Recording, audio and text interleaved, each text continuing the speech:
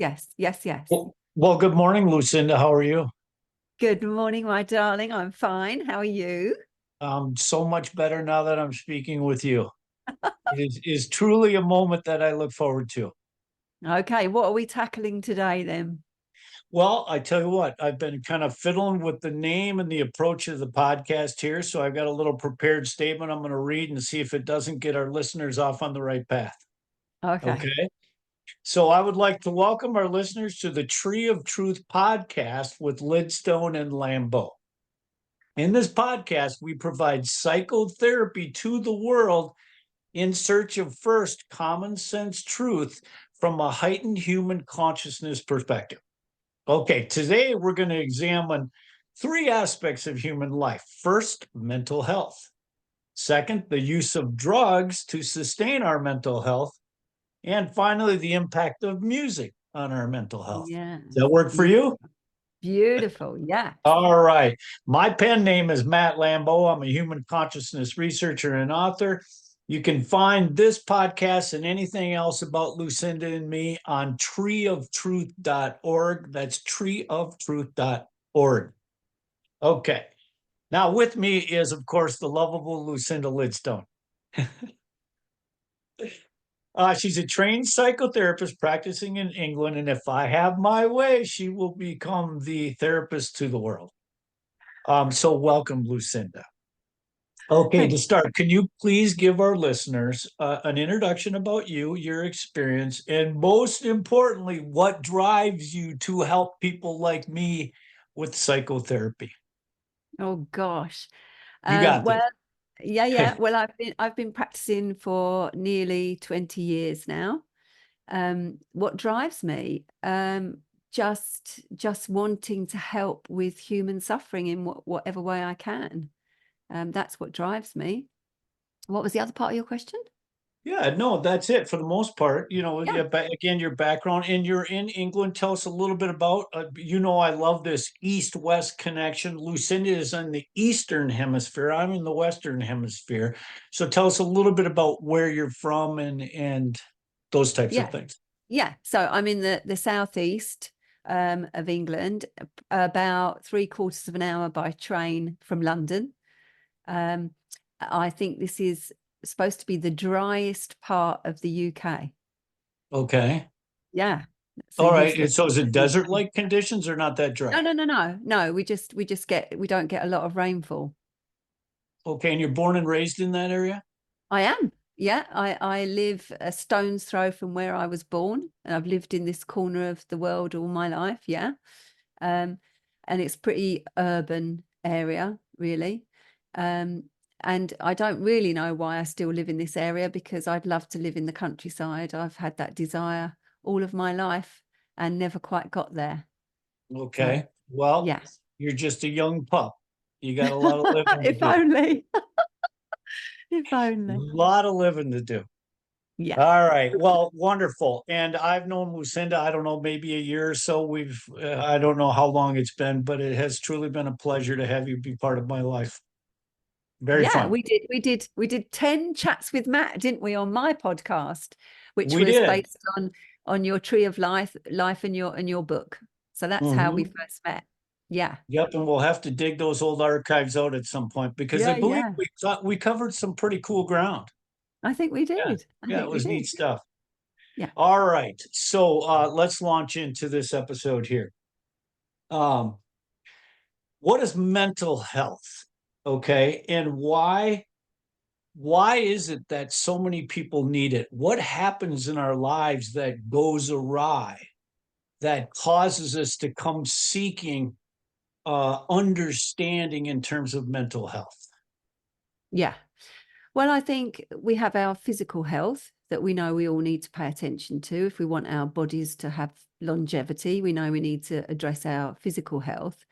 And our mental health is the same. We need to practice clean thoughts, exercise our mind in a healthy way, and look after ourselves. And I think there's many factors that will challenge that in our lives, not least toxins from the environment, what we eat, what we drink, what they're spraying in the skies. the things that make us stressed. You know, we live in a state of fear, don't we? The propaganda's pumped out to ensure that we live in a state of fear. And when we're in a state of fear, all we're concerned about is our survival. And so we're really probably thinking hour to hour, day to day. And we then haven't got the capacity for higher thought, critical thinking. So I think it's all designed, this mental health crisis, I think it's designed. It's designed for us to be that way so that we don't question much. Got it. Got it. So the forces that be, the powers that be on this planet, you believe it's by design to some degree because they're trying to condition our mind to think a certain way and our mind is trying to escape that? Or we Yeah. find we become confined by it and it causes anxiety? Yes. And I think, you know, human beings have always adapted to their environment.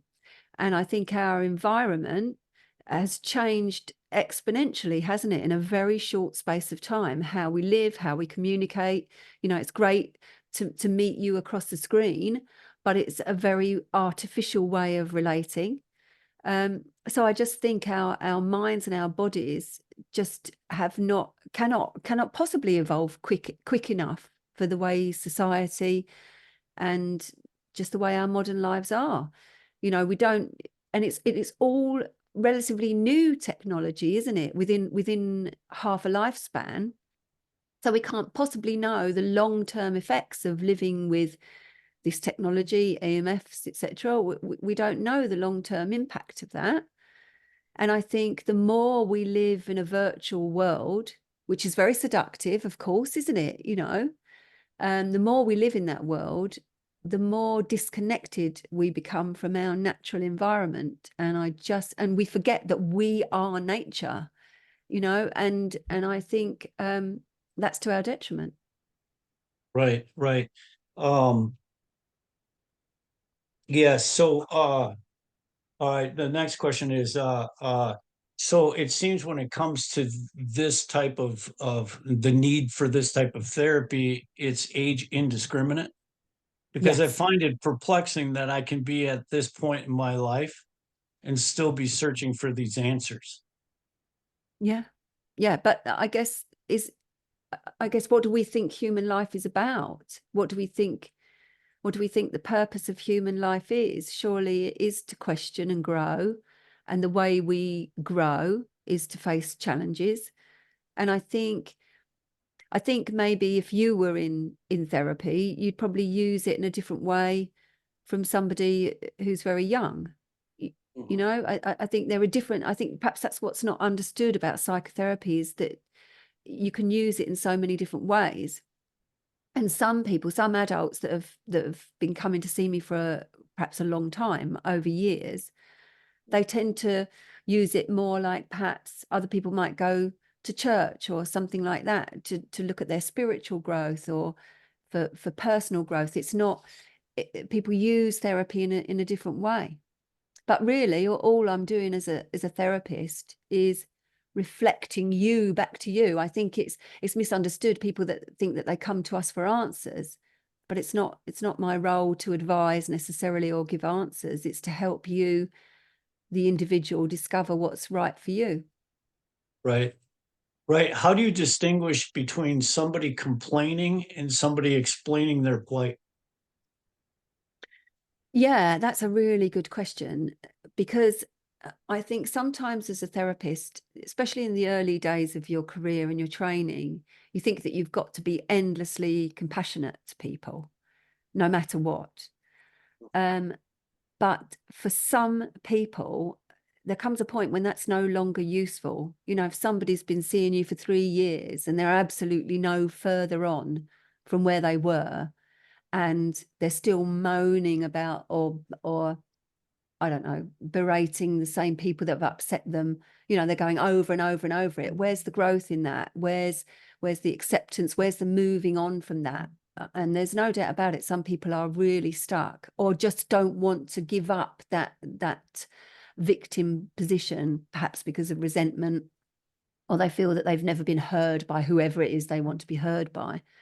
So I think compassion and insight are valuable and necessary, but eventually the only way things change is by us changing our actions, isn't it? You know, eventually you have to do something different or be something different in the world. Right, right. And so I understand, because in some cases their plight becomes their identity. Yes, absolutely Right, right. Particularly, I right. mean, you'll understand this from your history, particularly if you've got an addiction or an ongoing issue like an eating disorder, that begins to define who you are. And there's Mhm. some fear about who will I be without this, you know, Right, or if I let go of this, there'll be a gaping hole and I don't know what I'm going to fill it with. So I think that's a really good point. Yeah. right. And now the are some plights inescapable? Yeah. Yeah, of course they are. You know, if Okay, you know, like grief, you know, right. the only way to deal with grief is to move through that. And there's been a lot said about stages of grief that people Mhm. go through, but I think everybody's grief, for example, is different.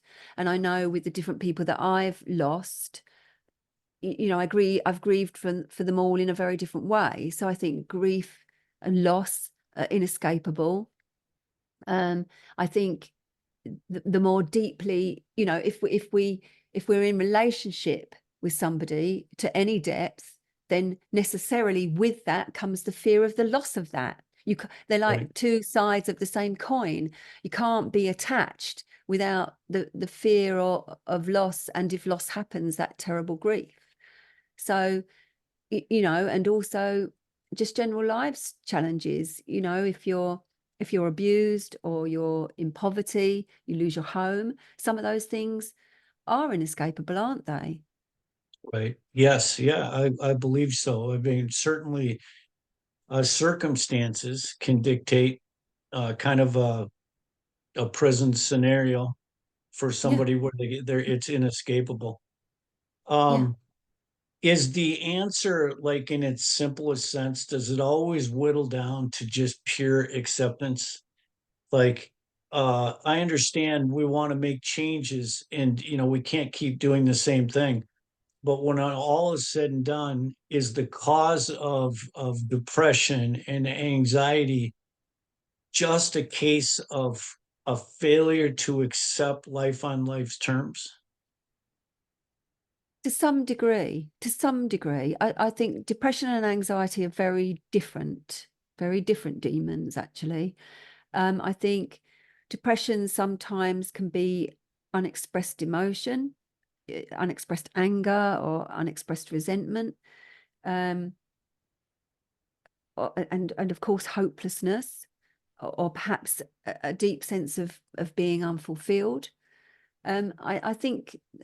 I think we are complex by nature, by design, aren't we, as human beings? And I think it's easy to to kind of reduce these things to one or two ideas, and actually they're very complex. And you know, in any presentation I could have 10 people with depression, and whilst there'll be key factors that are similar, of course, but each person is an individual.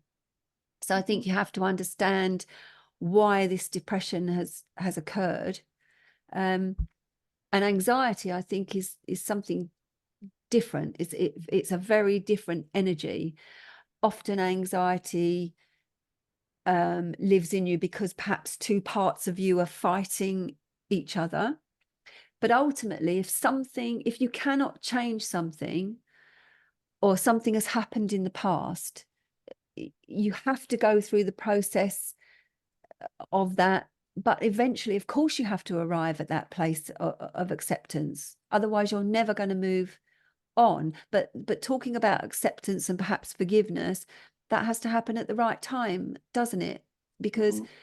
you know, too soon, if you say to somebody, well, you've just got to accept that and move on, that can seem very callous.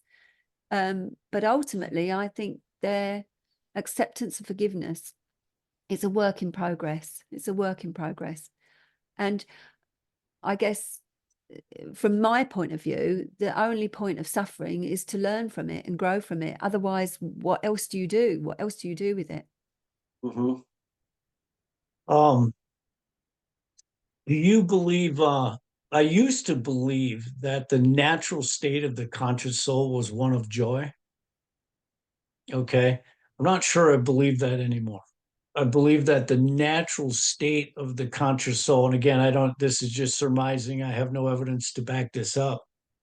But what I've learned more recently, witnessing what happens in my children's lives, my friends' lives, most importantly, my life, is the natural state of the conscious soul is one of anxiousness. And we have to use drugs or therapy or something to help us find the joy. Do you believe that's an accurate assessment at all? I believe that's an accurate assessment of the state of being that people are in. I don't wish to think that that is the state of one's conscious soul, because I think anxiety, all of those feeling sensations only live through the body, are only to do with the physical plane. Right. I The think human manifestations. yes. Yeah. And I think even the physical body, everything is supposed to be in balance, isn't it? You know, and our physical being, yes, things come out of balance, but all the while, whatever it is, the body is working to keep things in balance. And I think anxiety has arisen for so many reasons, for all the reasons we've just spoken about. So I think you're accurate in that when we look around us, lots of us are living in a state of anxiety. I don't see how anybody could deny that. But I don't think that's the natural expression of the soul. I think that that is a result of the modern day environment. Okay. And truly unfortunate, you know, Mm. uh, because life itself can be troubling. And if you add anxiousness to, the lion's share of your waking existence, that tends to wear heavily, heavily, Yeah. heavily. Um, the Let me take a quick peek at my notes here. Loneliness. Hey, Loneliness. what percentage loneliness? What percentage of people do you believe are more prone to need therapy because they have no emotional intimacy? Oh gosh, yes. A lot. A lot. I mean, it never ceases to amaze me if I don't work with couples, my partner does. But if somebody sat in front of me, might be somebody of a similar age to you and I, and they'll be talking about their relationships. And I'll say, well, have you ever talked about this? And they'll say, no. And they've been together 25, 35 years. And I think, well, what sort of conversations are you having? You know, and you're being sexually intimate, maybe, but not emotionally intimate. Um, and certainly for young people, you know, this idea, my son's an example, they've got good friends online, and my son will argue to the death that those friends online are just as important and they're just as valuable relationships as friends in the flesh. But you know, part of being emotionally intimate, being with another soul, is feeling their energy next to you, seeing the whole of their body and how they express themselves and how their body communicates, you know, each other's smell. You know, we don't talk about that, but the smell of, you know how someone smells, don't you? Yeah. So I think absolutely there is a lack of intimacy. And yet with social media, we know all about the private aspects of our lives, don't we? We share all of them. So we probably know more about each other than perhaps we did back in the day. But yeah, emotional intimacy, no, I don't see a lot of it going on, sadly. Right, right. And could it be, I mean, in an oversimplified observation, we just need a hug? There's just so many Yeah. people out there that simply need a hug. Yeah. And that, go Yeah, ahead. well, all sorts of things happen in your body and your brain, don't they, when you hug? You know, all sorts of endorphins kick off. You Absolutely. know, activate certain neurotransmitters. It just feels good, you know, but nowadays we're all frightened, aren't we? Mustn't touch in case somebody accuses us of something awful. Right. Um, Yeah. Yeah. Yeah. And yes, I couldn't agree more with the energy that happens in a good hug. You know, Yeah. Yeah. whoever it might be, just because you're in this positive frequency and you instantly transfer that energy into the next person. Yes. Okay. And without that type of emotional intimacy, again, I just believe there's a lot of people that are really alone, Yes. haven't had a hug in years, that type of Yes. thing. Yes. Yes. And Right. and this journey on this planet is probably just one by yourself. I mean, again, I could have all the love and the family around me, but it's still, when I whittle it down, seems like, listen, it's a personal journey with me and the creator. When For all said sure. and done, For sure. yeah. And that journey alone, without emotional intimacy from other human beings, is it wears on you. It's just it leads straight to depression. I think it leads to anxiety. And yeah, just in its simplest sense, that seems to be what the world's missing, is a good hug. Yeah, well, even in the most basic sense, you see animals in zoos and places like that that are used to being amongst a group or amongst a pack. And if they're isolated and on their own, you'll see how distressed they get. Well, Right. we're animals, aren't we? We're pack animals. Yeah. And it's And interesting, so, isn't oh, it? go If ahead. you if, Go ahead. if you live in a small community, in a small village, maybe in a rural setting, you're probably more likely to know who your neighbours are and talk to them, pass the time of day, etc. Then if you live in a metropolis, with people everywhere, you tend to become more closed off and isolated. And um, I find that really strange. Hmm. Right, right. It seems like a small town. We're walking around hugging each other, but so that also kind of leads into like the innate nature of the human being.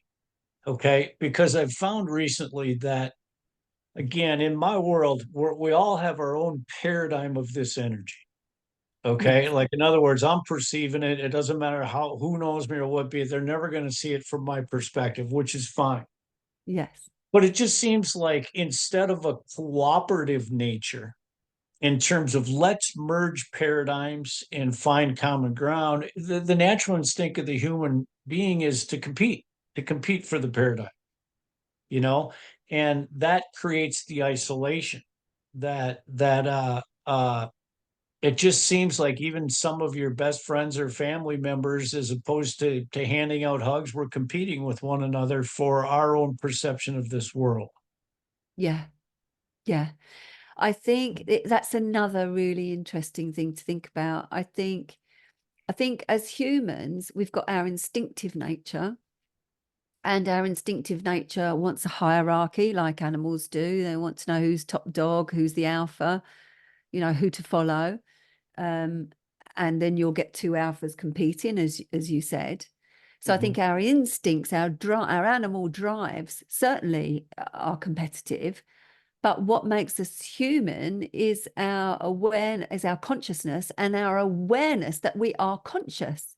And with that, our work is to rise above those natural instincts, isn't it? Because really the universe is abundant, and the amount of love we can have for each other, for our families, for our friends, that's a never-ending pot, isn't it? But it Mhm. starts way back in childhood, maybe thinking that your sibling was given more love or more attention than you, and so that's where things begin. So I think, yes, our instinctive nature is competitive, but I think we need to rise above that, because there's enough Right. for everybody, really, isn't there? Yes, well, absolutely, absolutely. But it's just human nature that says I need to fight for mine. Now, again, a lot of it's probably survival, Yeah, just saying I want to fight for my slice of the pie just because I need it to sustain. Um, and this conversation about hugs and love is one of the things I found the most compelling about near death experiences, and yeah, that is. Uh, some of the testimonials that I saw, there were super, super selfish, pricks on this planet. And then once they had this experience, they came back, and it wasn't the testimony, it was the transformation in their lives. They went Yes, from yes, this selfish person completely fighting and competing for their own paradigm to someone of unconditional Jesus-like love.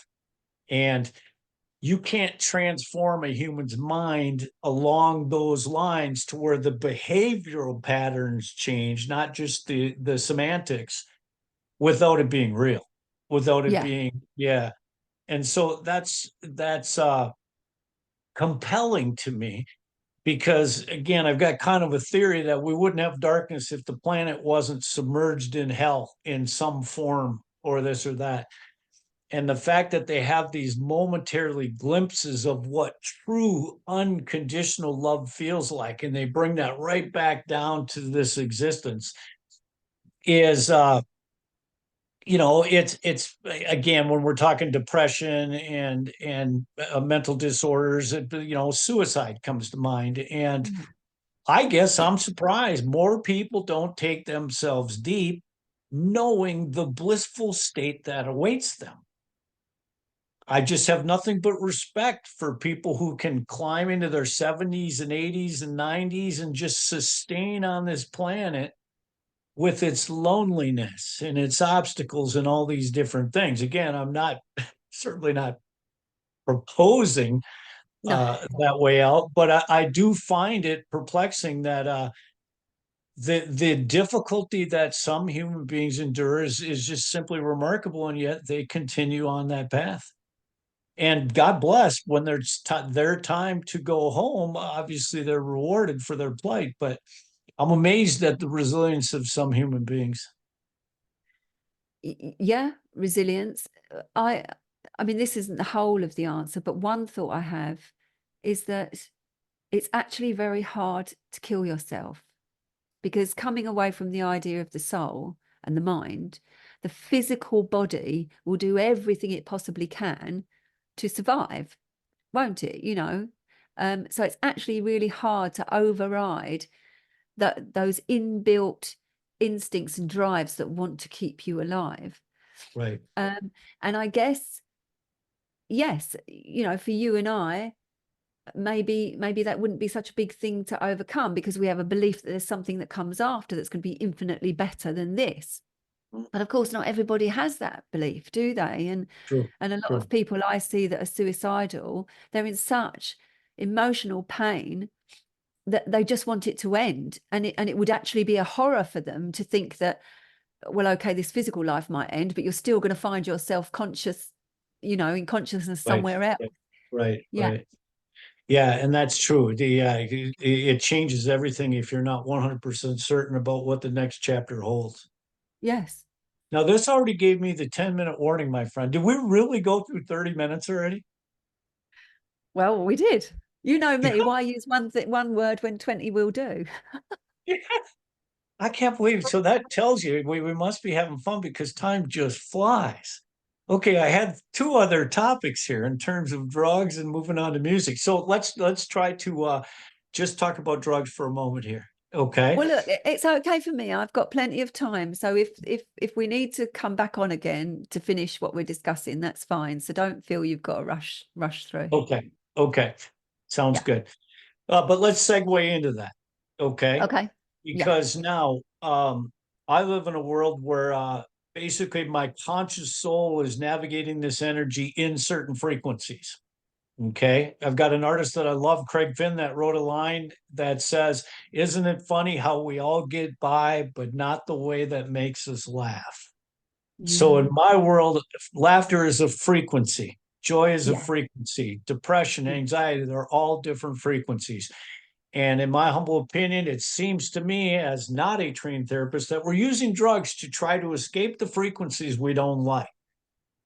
And I'm hard pressed to believe that's a bad thing. Oh, you don't think that's a bad thing? Well, I don't know. It depends on their circumstances. I mean, I certainly can't blame somebody. Now, again, it's different types of drugs. I have a belief that alcohol is called spirits for a reason. I believe that particular drug takes you into the darkness. Okay. Yeah. Now, there's other drugs that I believe may raise you into the light. So Yeah.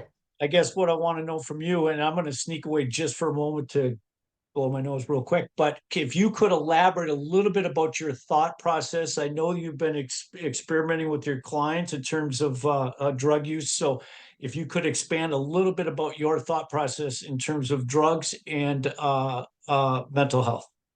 Yeah. And Do we'll you be want, do right you want back. me to wait? Do you want me to wait until you No, come back? no, talk. I'm just going, No, no, talk. no. They're listening. I'm going to talk to you. I'll wait until you come back. Okay.